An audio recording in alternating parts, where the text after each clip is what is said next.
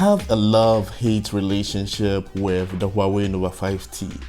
It's the phone with the most views on my channel, and it's the last Huawei mid-range device they made, which has Google Play services. After a year, should you still buy the Huawei Nova 5T?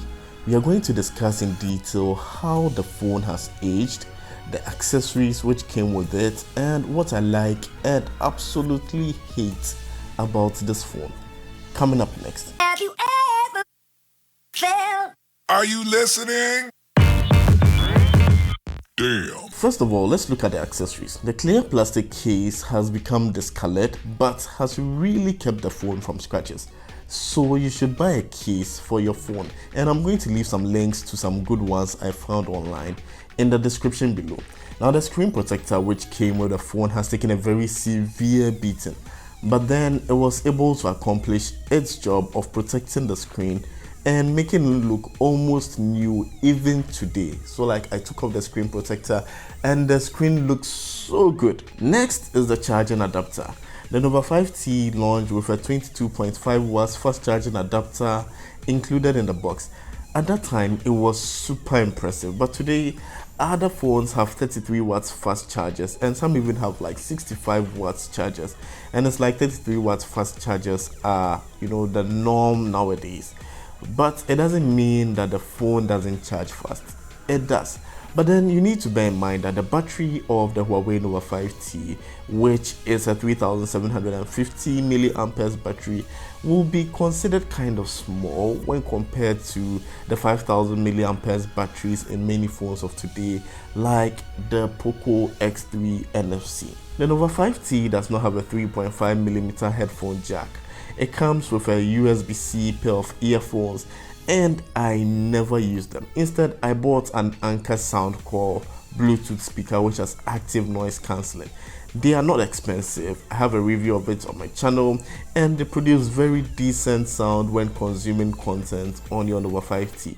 When I'm more in like a party mood, then I connect my Nova 5T with the Anker Bluetooth speaker, which is also very affordable. So I'm going to leave links in the description, and the blue vibe is really beautiful.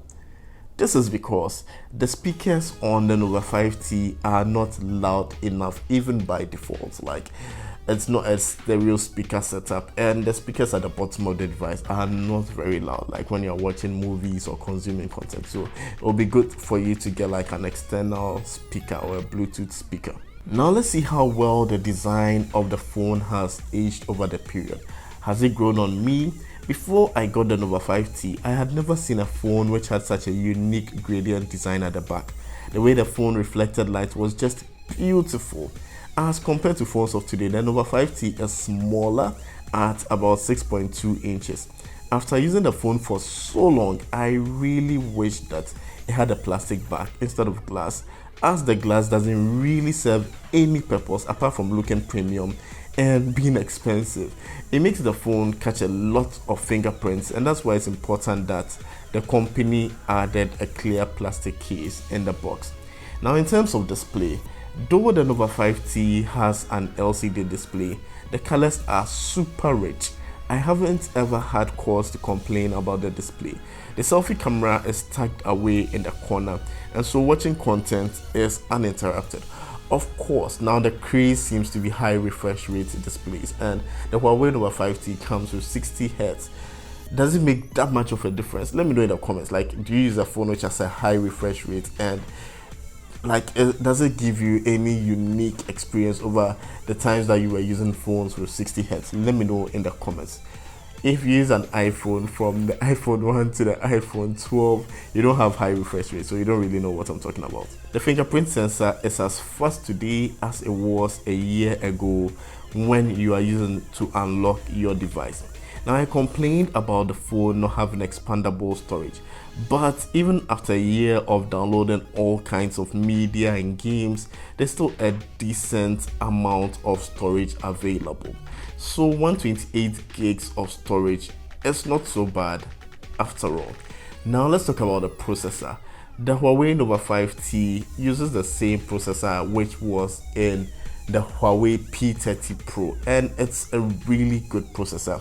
even today. Like, the phone is very smooth, the phone is very responsive, it's very fast, and the processor is a flagship processor. So if you're looking to purchase a phone which is not too expensive but really fast, has fast charging, 8 gigs of RAM, manageable storage, and looks really good as well, then the Huawei Nova 5T is a phone that you can readily consider. But today there are lots of alternatives that you can get, like the Redmi series, the Redmi Note 10, the Redmi Note 10 Pro, or even the Redmi K40. So if you get a Huawei Nova 5T for around $250 to $300, well, you can buy it. It's a really cool phone. It's not too large, it's manageable with one hand use, and it has Google Play service. I think that's the most important, because it's the Huawei device, mid-range device, which has Google Play services.